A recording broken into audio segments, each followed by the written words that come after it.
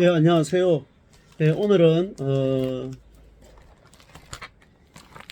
제 그리스 성숙한 그리스도인에 대한 세 가지 강의 가운데 첫 번째 강의 존재감에 대하여 함께 공부를 하고자 합니다. 여러분 그런 말씀 들어보셨죠? 저 사람에게는 존재감이 있다 없다. 미친 존재감이다 이런 표현도 하거든요. 예를 들어서 축구 경기를 하더라도 그 경기를 탁월하게 이끌고 또 좋은 경기력을 가지고 수비를 잘하든지 아니면 공격을 해서 골을 넣어 경기에 이기게 되다 보면은 저 선수가 손흥민 선수가 정말로 존재감이 있다. 그냥 미친 존재감이라 이런 표현도 하거든요. 존재감이 있다 이렇게 말을 합니다.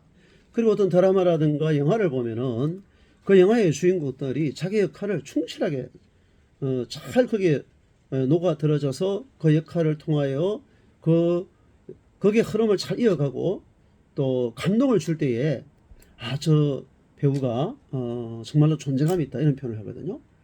또 이 세상을 살아가다 보면은 수많은 사람들이 있는데 각각 그 사람들마다 자신의 어떤 그 정체감, 아이덴티티를 분명히 하면서 자신의 삶을 훌륭하게 살아내는 그 가운데 그야말로 빛이 드러나는 많은 사람들에게 흥을 돋구고 유익을 주는 그런 사람들의 모습이 있습니다. 어쨌든 이제 이 존재감을 갖는다는 것은 그만큼 그 한 사람이 그야말로 존중받고 가치 있는 사람이 된다는 것입니다. 본래 존재감이란 말은 자신의 인격적 특징이 그 은행을 통해서 표현되는 것이라 이렇게 말을 합니다. 미국 대통령을 키운 어머니들의 공통된 자녀 교육의 두 가지 목표는 첫째는 안정감, 두 번째는 자신감이라고 하거든요. 그런데 저는 그 안정감과 그 자신감의 그 근원이 어디에서 시작하느냐 하면은 그 존재감에서 시작이 된다. 저는 그렇게 판단을 하고 이제 이 세 가지 강의를 함에 있어서 존재감에 대한 말씀을 먼저 드리고자 합니다. 결과적으로 우리가 교육이라는 것은 특별히 기독교 교육, 그 교육, 성경 교육은 한 사람이 또 한 사람을 교육하여 훈련하여 가르쳐서 영향을 주어서 그 사람이 성숙한 그리스도인이 되게 하는 것이 그 목표에 있습니다. 다시 말해서 의존적인 그리스도인이 이제는 자립적 신앙인이 되게 하는 것입니다. 그래서 저는 이 강의를 또 제 전체적인 강의를 마무리해가면서 끝에 이제 세 가지 성숙한 그리스도인의 세 가지 중요한 특징에 대해서 공부를 하고자 하는데요. 첫 번째는 존재감을 말씀드리고 있습니다.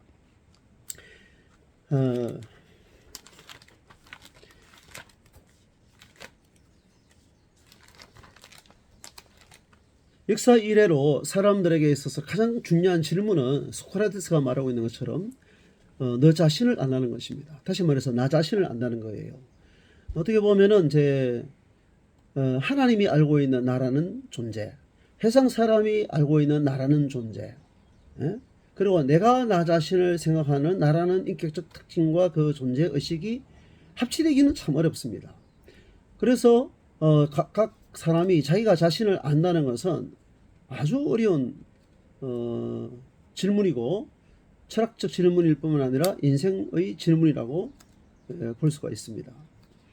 그런데 끊임없이 사람들은 이제 역사 이래로 인간이 누구인지, 사람이 어디서 와서 어디로 가는지, 그리고 무엇을 해야 가장 인간이 행복할 수가 있고 어떻게 살아야 가장 가치 있는 삶을 살아가는 것인지 끊임없이 철학적, 윤리적, 신학적 질문을 던져오고 있는 것이죠. 근데 이제 조금 더 우리가 역사를 통해서 철학자들의 견해를 몇 가지 살펴보고자 하는데, 첫째는 데카르트, 근대 철학의 아버지라고 합니다. 그는 이렇게 말합니다. 나는 생각한다, 고로 나는 존재한다. 왜냐하면 사람이 존재하지 않는 사람은 생각하지 않습니다. 사유하지 않습니다. 의심하지 않습니다. 그래서 그는 인간의 모든 진리와 존재를 의심해 보아야 한다 이렇게 말하고 있습니다. 의심하는 나라는 존재만큼은 분명히 살아있다는 증거라는 것이죠. 그 다음에 기에로 케고르는 나는 고통한다, 고로 나는 존재한다 이렇게 말하고 있습니다. 사람이 태어나 요람에서 무덤까지 인생을 살아가는 그 과정에서는 많은 그 한 사람의 인생의 여정 가운데 고난과 역경과 시련이 있습니다. 각각 책을 한 권을 쓰면 다 쓸 만큼 지나온 그 인생 여정 속에서 어떤 여러 가지 수많은 이제 아픔들, 또 상처들, 또 고독과 고뇌와 걱정과 두려움, 실수, 실패, 시련 등이 이제 있어 왔고 또 살아가는 어간에 그런 고통을 겪습니다. 그리고 사람이 오늘날 이제 장수 시대를 살아가지만은 인간의 평균 유병 기간이 10년이라 하거든요. 아무리 건강한 사람도 평균적으로 하나님 나라 가기 전까지 자기 몸을 자기가 제대로 의거하지 못하고 남의 수발을 받고 병원을 출입하면서 자기 몸의 건강을 유지할 수 있는 그 기간이 10년 된다는 통계가 정확히 있다는 것이에요. 알고 보면은 요람에서 모든까지 어떻게 보면 사람의 인생이라는 것은 고난과 고통, 역경의 연속이라 해도 과언이 아닙니다. 그런데 문제는 고통이 있다는 것 자체가 사람이 살아있다는 증거죠. 죽으면은 몸이 아픈 것도 모릅니다. 사실 사람이 서서히 죽어갈 때는 자기가 자기를 인식하지도 못하고 아픈 것도 모르고 또 설령 아내든 자녀든 누군지 인식을 제대로 할 수도 없는 그 가운데 사람이 죽어가는 것이거든요. 아마 저는 어떻게 보면은 사람이 자기 자신이 죽어가는 것도 모르는 그 순간 서서히 그 목숨이 끝나는 것이라고 저는 그렇게도 이해가 되어집니다. 자, 오늘날 현대인들의 존재감은 어디에서 나오는가? 여기 중요한 말이 있습니다. 1987년 미국 작가 바바라 조커에 의해서 포로 몽타주가 있는데요. 거기 이런 말이 있습니다. 나는 소비한다. 고로 나는 존재한다. 다시 말씀드려 나는 소비한다. 고로 나는 존재한다. 그 전에 나는 생각한다. 나는 고통한다. 하는 것하고는 여기서 굉장히 좀 근본적인 차이가 있습니다. 내적인 질문에서 외적인 질문으로 확 옮겨온 그런 이제 질문이거든요. 그래서 사람들은 끊임없이 어떤 방법 안에 기술을 배우고 공부를 많이 해서 사업을 해가지고 돈을 많이 벌어가지고 그 돈을 가지고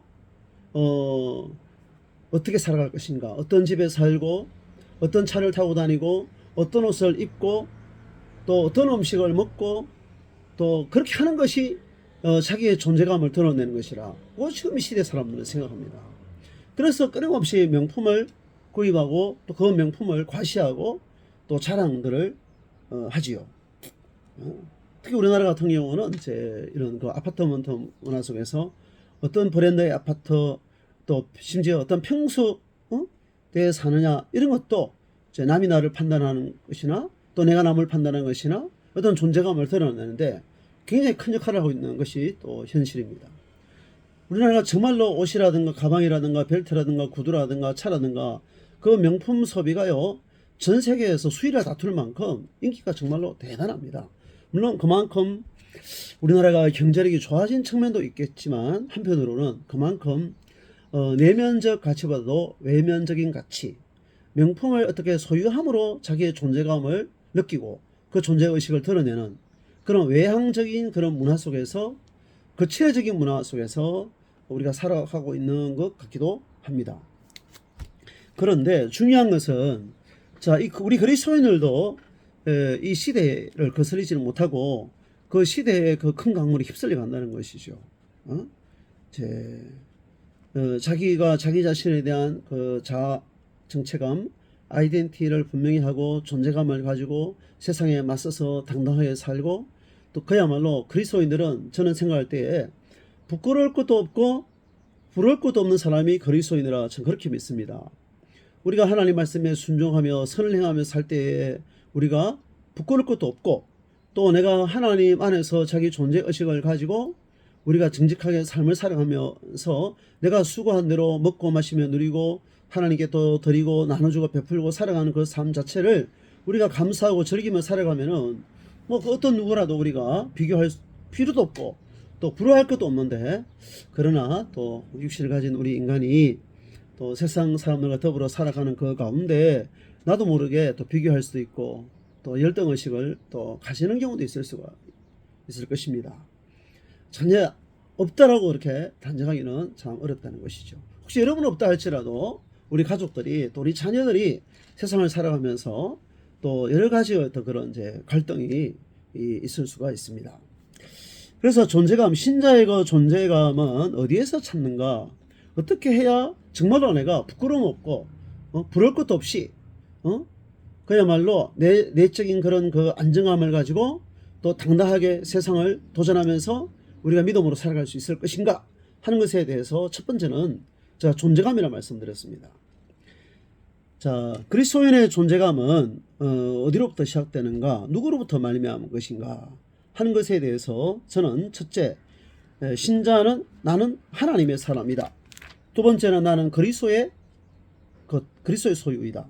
세 번째는 나는 성령의 전이다라는 그런 분명한 확고한 믿음을 가지게 되면은 나 자신이 그야말로 존귀한 자이고 하나님의 작품이고 걸작품이고 그야말로 세상의 어떤 명품을 입고 소유하고 가지지 않아도 나 자신이 그리스도의 핏값으로 사신 바 된 하나님의 전이고 하나님의 작품이고 세상이 말하는 그 명품의 가치를 뛰어넘는 그러한 자신에 대한 온전한 이해를 갖고 있기 때문에 분명한 존재감을 가지고 우리가 당당하게 세상과 맞서서 그래 살아갈 수 있다고 생각합니다.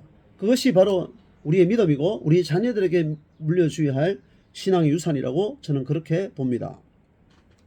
첫째, 우리의 존재감의 근원은 나는 하나님의 사람이다 하는 것입니다. 바울은 믿음의 아들 디모데에게 믿음의 아들이라 그 다음에 동력자, 나의 동력자라 이렇게 말을 하지만 또 한편으로 디모데전서 6장 11절에 보면은 오직 너 하나님의 사람아 이것들을 피하고 의와 경건과 믿음과 사랑과 인내와 온유를 따르며 이렇게 말씀하고 있습니다. 오직 너 하나님의 사람아, 너는 하나님의 사람이라는 것이죠. 물론 그의 배점으로 있어 어머니 윤회교로부터 이어받은 그야말로 거짓이 없는 믿음, 청결한 양심이 있고 또 사도 바울을 만나서 그가 정말로 복음을 듣고 복음 안에서 변화되고 그리스도 일꾼이 되었는데요. 그러나 그런 가운데 이 바울은 디모데에게 너 자신의 정체성을 어떻게 가질 것이냐, 너는 하나님의 사람이다 하는 것입니다.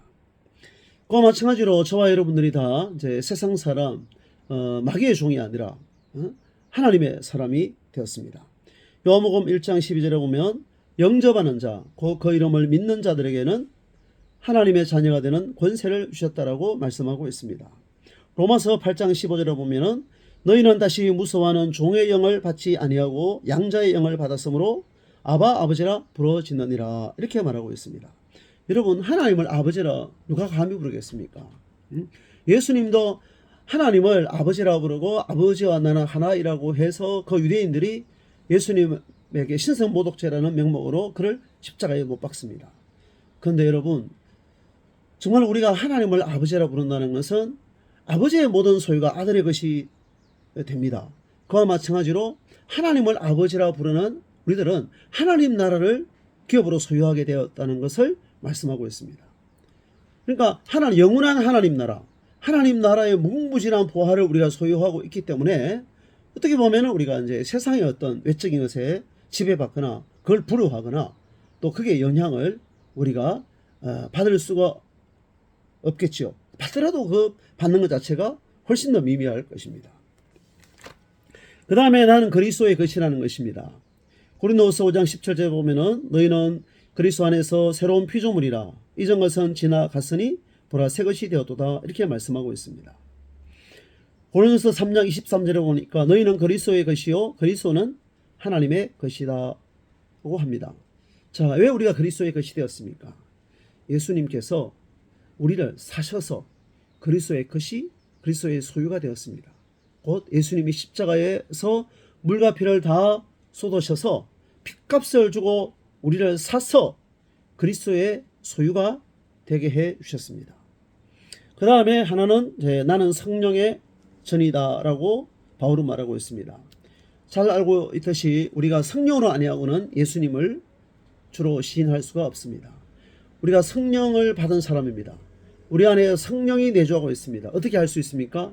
예수님이 주와 그리스도로 믿어지는 것, 우리가 예수님을 주와 그리스도로 고백하는 것 자체가 우리가 성령을 받은 증거이고 그 성령 하나님이 인격으로 우리 안에 내주하고 있다는 확실한 증거가 되는 것입니다. 그래서 우리가 요한복음 3장 16절 보면은 이런 말씀이 있죠. 하나님이 세상을 이처럼 사랑하사 독생자를 주셨으니 이는 저를 믿는 자마다 멸망치 않고 영생을 얻게 하려 하심이니라. 이 친구의 요절 같은 말씀인데요. 그 못지않게 아주 중요한 한 말씀이 똑같이 3장 16절인데요. 그게 고린도전서 3장 16절입니다. 제가 읽겠습니다. 너희가 하나님의 성전인 것과 하나님의 성령이 너희 안에 계시는 것을 알지 못하느냐. 자, 너희가 하나님의 무엇이라고요? 성전이 되었고, 왜 성전이 되느냐 하면은 우리 몸에 무엇이 계시기 때문에, 하나님의 성령이 우리 안에 계시기 때문에 우리 몸이 하나님의 성전이 되었다는 것입니다. 여러분, 내 몸이 내 몸이 아니에요. 내 몸이 그리스도의 것이에요. 나의 모든 소유가 하나님의 것이에요. 내 몸이 하나님의 전이 되었어요. 그래서 예수님은 한 생명을 천하보다 귀하게 여기셨습니다. 자, 오늘 첫 번째 제가 존재감에 대하여 말씀을 드렸습니다. 우리는 끊임없이 제 세상을 살아가면서 여러 질문들을 할 수가 있습니다. 또 여러 가지 우리가 또 자기 자신에 대한 어떤 이 회의를 우리가 가질 수 있는 것이고, 또 세상을 살아가는 그 가운데 우리가 여러 가지로 걱정도 있고 또 불안감도 가질 수가 있을 것이며, 설명할 수 없는 그런 많은 문제들이 이 세상 가운데 지구촌에서 또 내 주변에서 또 나의 인생과 관련되어서도 얼마든지 발생하고 있고 또 발생할 것입니다. 그러나 이 가운데 우리가 분명한 것은 우리는 변화되어야 되고 성숙한 그리스도인이 되어야 됩니다. 끊임없이 이제 우리가 그 인생을 살아가는 가운데 나이도 먹고 그러는데요. 그럼에도 불구하고 끊임없이 영적 갓난아기 상태로 머문다든가, 영적인 그런 미성숙한 상태에 머문다든가, 또 어존적인 그리스도인이 된다든가, 그렇게 해서는 안 될 것입니다. 우리가 신학의 연수만 자랑할 것이 아니고 정말로 우리가 성숙한 현숙한 그런 현명한 그리스도인이 되어야 될 것이고, 또 어존적인 사람이 아니라 자립적인 스스로 하나님과 인격적인 관계를 맺으면서 성령의 열매를 맺고 전도의 열매를 맺고 빛의 열매를 맺고 하나님의 영광을 드러내는 삶을 우리가 살아가야 할 것입니다.